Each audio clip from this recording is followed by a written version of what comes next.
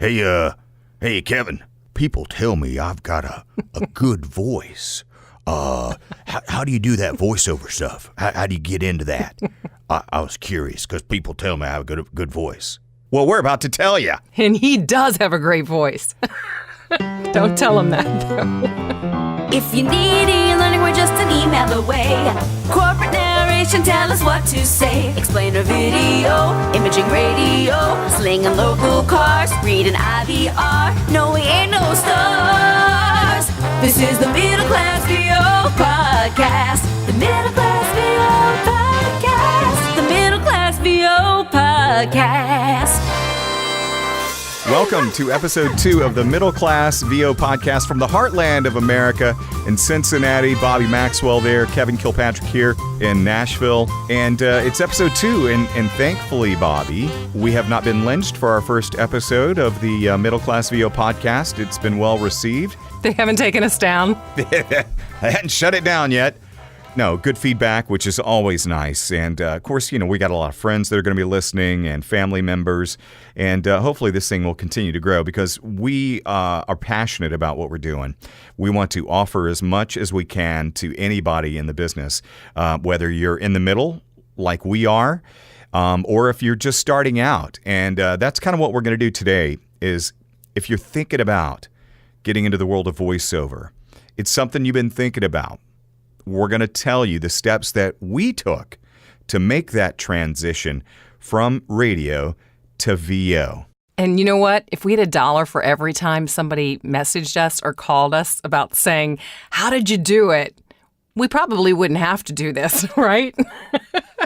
We'd be rich. And the thing is if we had $1 for every time somebody said, hey, how do you get into voiceover? Or, people tell me I have a good voice.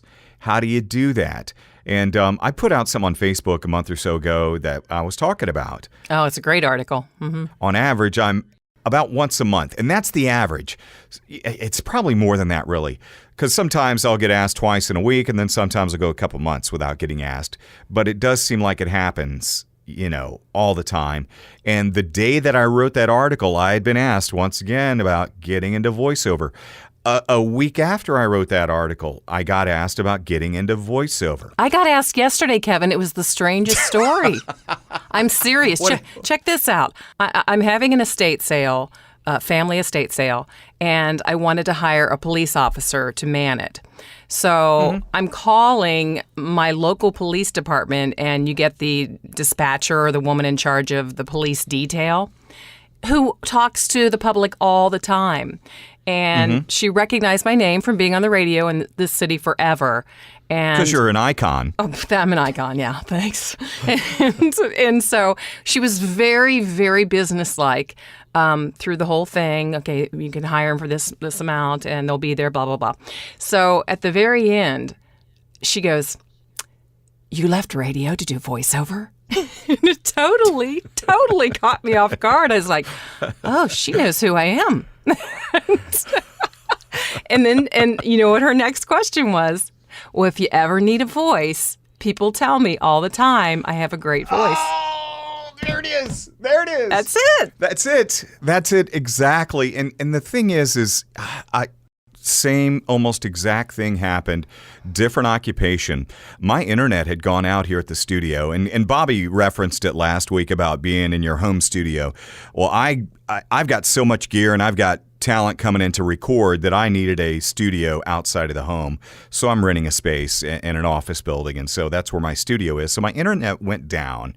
And the internet repair guy comes in, and he sees my big, nice booth and all my gear. And, the first thing they think is that I sing.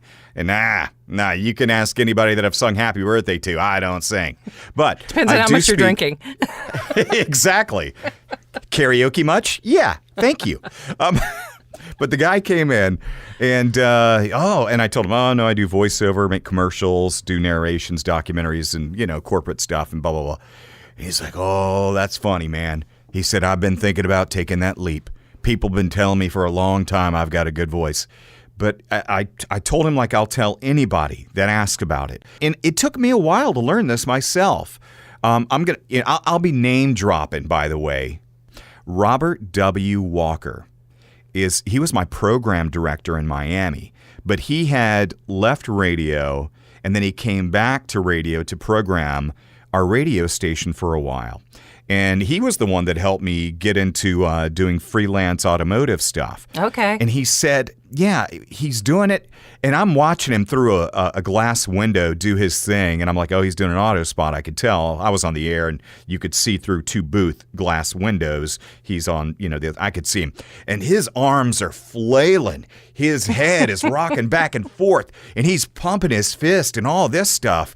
And he got done with the session and he came out and like, man, you really get into that, don't you? And he said, yeah, man, it's, you got to get into it. It's really acting. Yep. And that he said that to me, and I filed that away, Bobby, and because at the time I dismissed it. I honestly did. And I said, acting, you're yelling out car spot price points and this, and I'm like, how's that acting? But after a while, I was like, oh, it is. It really is acting. Even when you're doing the hard sell car commercials, the soft sell car commercials, whenever you're narrating a corporate video, it is all acting. You have to play a certain part. So getting back to, Kevin, people tell me all the time I got a good voice. I think I should get into voiceover. But it doesn't click right away. I mean, it took me several years after I started just dabbling in voiceover that it is acting. And I don't think I really, really got it until maybe 2 years ago. But even if it says an announcer spot, there's some acting and you're putting yourself into every single commercial or piece of voice work that you do. Skip-it-a-ba-ba-ba. Let's talk about beginning steps, Bobby, because say, for instance, somebody has said you've got a good voice and you're interested. Who cares? I don't care. Yeah. You've got to be an actor first. And that should give hope to people that are more interested in theater and acting and performance rather than don't doubt yourself if you don't have quote unquote good voice. If you've got a voice that does not have any, bless your heart, speech impediments, then you can do it. And I even alluded to this in the article that even if you had a thick accent, you could still do some type of voiceover. It would have to be regional. And then you could work on getting rid of the accent. But any kind of okay voice where you can read stuff and speak stuff clearly and with some decent diction, you can do voiceover. And you know what? Animation is a great example of that. There are some women and men with the most unique voices. I'll just say unique. And they are bringing in some major jobs because they're different. It's just not your typical voice that you hear. So that's a gold mine if you have something different and unique than everybody else. Bobby, do you know how you catch a unique rabbit? Unique up on it. Ha ha! You know how you catch a domestic rabbit? I don't know. Tame way. I did not know that. You didn't know the second part of that joke? I didn't know the second part. Just a little quick sidebar real quick. And this is how this show's going to go, by the way. There's going to be all kinds of sidebars and squirrel. It's going to be like that. A friend of mine and we had dinner, we had some drinks and this kind of stuff. And I don't know, the word unique was mentioned and he was a little toasty. And he said, hey, there's a joke there. And he's like, unique up on a rabbit. And I'm like, what are you talking about, man?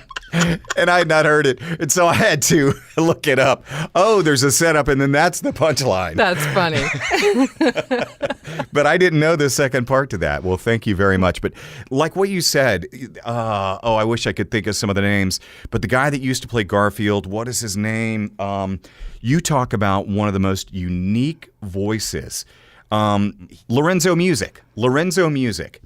Lorenzo Music had just such a unique sound. Hang on, let me see if I can. I didn't really prepare. I read some of the Garfield books. There were 3 at the time. And I just realized that I understand this cat, and I am this cat.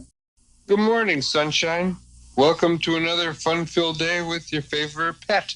Did that sound familiar? Yes. Yeah, absolutely. As soon as you could just see Garfield. That's funny. And you talking about exactly, it is a gold mine if you do have a unique voice and you can act. That is doubly good. Sometimes people like myself and Bobby even are stereotyped because we come from radio. Yeah, that's and true. it's a bad thing.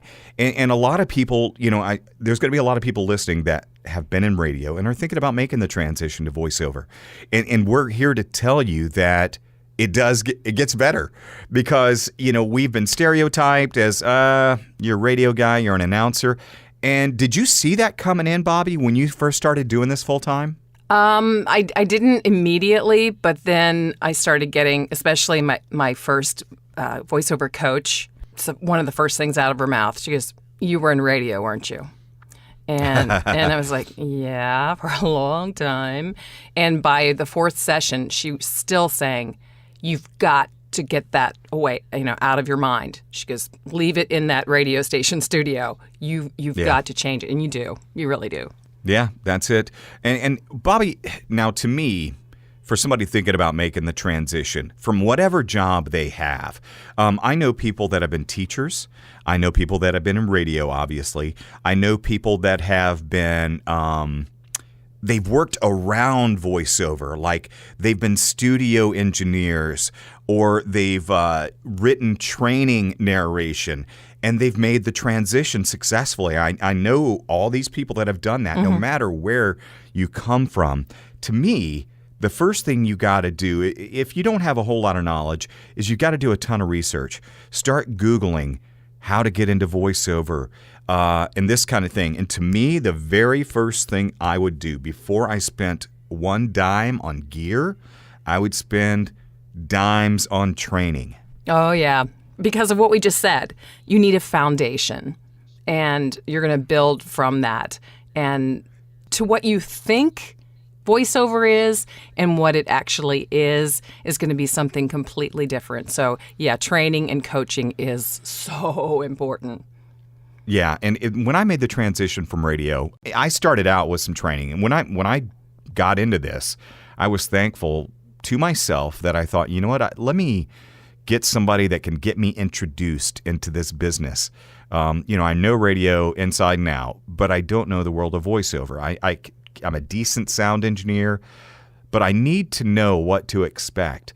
And so the first thing I did was I took an intro to voiceover training class. What about you? Did you do training right away when you got into this? No. Well, when I was still on the air, no, not a single moment of training. But when I went full time 3 years ago, it took me maybe a month, and I kept, like you, I was reading and researching and doing everything, going to my first conference in voiceover, and that kept coming up, training and coaching. So I went, well, I'm going to make the investment, and it has paid off so much. Now, I want to interject on something that you just said before people go out to the wrong coach or training or workshop. Don't let anybody talk you into paying, X amount for a demo and a whole package, because just get the training and coaching first. Yeah, 100% agree with that, because you're probably not going to be ready by the time they want to produce a demo with you and get you out of their hair. Mm-hmm. You're not going to be ready. I recommend taking extensive training, acting classes. Think about taking improv classes. Oh, yeah. That is huge.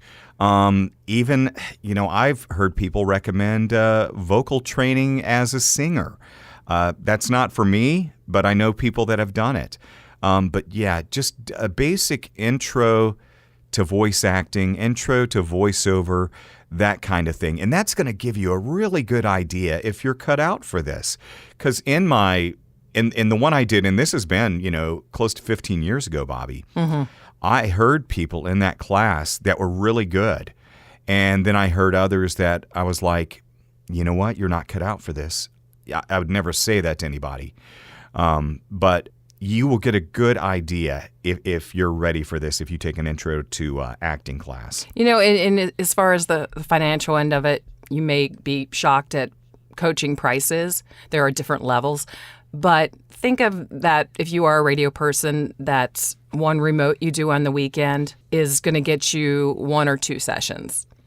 And it's going to be so worth it. You're going to learn so much in that hour. It's so much better than going to spending it on video games. Yeah, exactly. And the intro to voiceover class that I took, it was, I want to say it was either 4 weeks or 6 weeks, but it was one night a week for those 4 or 6 weeks. And then there were other students within the class, and then you at that time you called in on a phone. Nowadays there's Zoom, there's Skype, and there's all these other video conference things or audio conference things that you can do. But, I'd recommend getting into a class type setting, not do one-on-one. I don't think anybody that's just making the transition is ready for one-on-one. Unless you've got an extensive background in acting already, and then maybe you could bypass you that. brought up improv. Improv is a wonderful suggestion. Oh, yeah. And you'll have fun, Absolutely. too. Mm-hmm. Did you know some of the pay-to-plays now are suggesting to the newer talent to do auditions on your phone? Interesting. Yeah. Seems like I've seen something like that. But yeah, there's a big discussion about it on one of the Facebook groups. And I just thought, wow, because they're saying it's an audition. And more of especially the younger directors and the younger casting people out there accept it. And they know it's an audition as long as you can follow it up in your job, in your session with good equipment. Yeah, I don't 100% agree with that. I feel the same way. Yeah, because, you get a phone audition in, and if you've worked with the person time and time again, yeah, okay, that's fine. But if you have not worked with this person, how do you know what their real sound is going to be? Mm-hmm. I've cast a lot of people, Bobby, over the years. That's how I met you, is through a casting. Right. And I will get in crap. I will get in garbage-sounding stuff in an audition. I have gotten in where there's animals making noise in the background. I've gotten auditions in, Bobby, where there's total room sound, that room tone, the whir of an air conditioner, TV on in the background. I really did. It was a guy out of Vegas. I remember this to this day. I was doing a British voice. I needed a male British voice, and I got in some really good auditions. And then I got one guy that was amazing. But this was the guy. You could tell that he was sitting in the middle of his living room. Wow. Oprah or something was on in the background. And he just is reading this audition like it's nothing. And I can hear the slap of the tile floor. I can hear all this stuff. Oh, my goodness. Wow. And I'll tell you, if you give me a decent audition and the quality is good, I will take you every time over the guy that sounded really good but had horrible acoustics. Yeah. Every time. That makes sense. Ba-da-ba-ba. So going back to studio talk, Bobby, yeah, I actually just within the last 2-3 months helped a lady that is getting into voiceover, and hers is a typical story. She is the media person for some sort of agency, some sort of big company, but she is the media person, so she has to talk at a podium in front of people, and people have said, oh, you've got a nice voice, so she wanted to make the transition to voiceover. Mm-hmm. And I have actually I've been in a class where I was at. Christy Bowen actually asked me to talk to some of the people around Nashville that are getting into voiceover and that are newer. And so this lady was so nice, and she's got a potential. She really does. So she asked me if I would help her set up a studio on a budget. And I said, absolutely. And she's like, what's it going to cost me? And I said, honestly, I can get you set up if you've already got a computer. I can get you set up for about $300. And she said, okay. And I think I ended up just over $300, getting her a microphone, an interface, all the cables, and she's going to have a great setup. Now she's going to have to jury rig her acoustics at home and put up blankets and put up towels and put up all this stuff. But getting back to that, for just a few $100, $300 to $400, you can have a cheap little setup that will still sound professional. But let me give you some tips on acoustic treatment. When I first started, Bobby, I had very little budget to mess with. And so I went to Walmart, got some mattress toppers, You know, the foam Yeah. toppers that go onto mattresses? Love those things. They're like $30-$40 each. Mm-hmm. And I spent like $100 on them, and I placed them in the corner where my microphone was set up. And it worked great. It worked great. I'll tell you, though, because I'm such a nerd and such a geek, and I had such a drive to make whatever I have look professional, feel professional, and have some style. I took those mattress toppers, which are just that kind of off-white color, and I tie-dyed them in the bathtub with all these different crazy colors. It came out so cool. It was so cool. Such a geek. I know. There are some audio pros out there too that will free of charge assess your studio, which is really cool. Mm-hmm. And you can get into those Facebook groups and find out who they are just by searching. But so worth it, because you may think it's a good sound, but just get another opinion or two. Hey, if anybody wants to send me a sample of what their sound sounds like, I will offer my honest-to-goodness feedback. kkvoguy@gmail.com. I'll gladly do that if you want to send me a file. But I only request that you send me a WAV file or an AIF. Don't send me an MP3. That way I can get a clearer idea of what it actually sounds like. And I'll offer my sound opinion. See what I did there? Your sound opinion. Love it. Wow, wow, whackity-doo. Skip-it-a-boop-ba-ba. After you do your training, if you're making the transition from radio, if you're making a transition from whatever, like we're talking about, you've got to have the training, then you got to get your studio set up, and then it's time to think about demos. And that's the part where it does get expensive, because you could make your own, but if you have no idea on how to make your own, you're going to present yourself in a horrible light. And they'll remember that. Yeah. That's it 100%. I know I have lost gigs and I've lost potential clients because of A, either a bad audition, or B, a bad demo that I had. But Bobby and I kind of did the same thing, I think, when we made the transition. A, you've got to hustle. You've got to send out, some of your work somehow to somebody. And then you get on the pay-to-play sites, the reputable ones. Anyway, that is the P2Ps, Bobby, will be probably 2 to 3 episodes. Yeah, But you of know our what? discussion. It's not going away. So No, anybody no. who says just throw them out the window altogether, it's a digital age. They're not going away. And for anybody that doesn't know what a pay-to-play site is, that is where you pay your money, $200, whatever it might be for the year, to be able to get all these cool auditions in. But bear in mind that you're going up against hundreds and thousands of other people, so it's not a guaranteed income. The auditions is a numbers game. I actually heard Joe Cipriano say at one time that it's like 100 to 1. You audition 100 times and get one gig, and then you'll be happy. Yeah, I'd say that's pretty accurate. I'm sure for Joe, he was fibbing a little bit.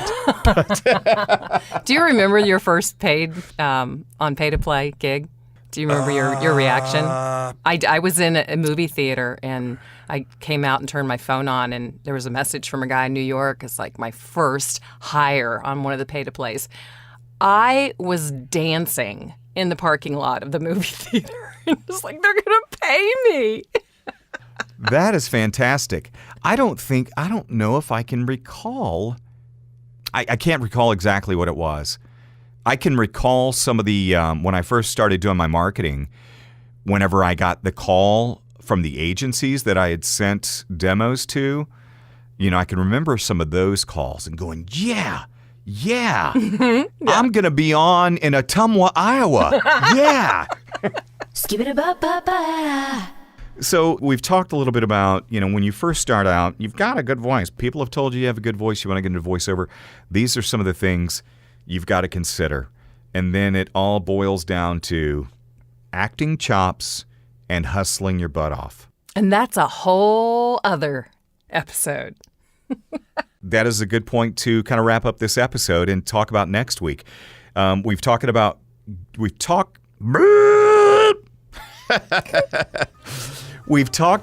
getting into voiceover. You've been told you got a good voice. You want to get into voiceover. So there's that.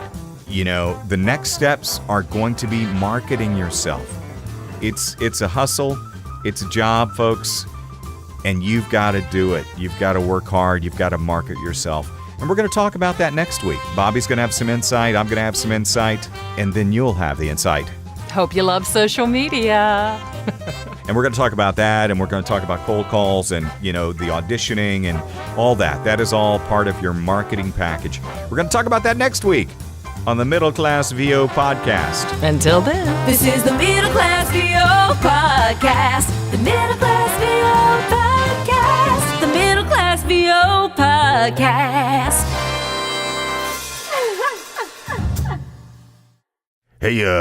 Hey, Kevin. People tell me I've got a good voice. How do you do that voiceover stuff? How do you get into that? I was curious because people tell me I have a good voice. Don't be that guy.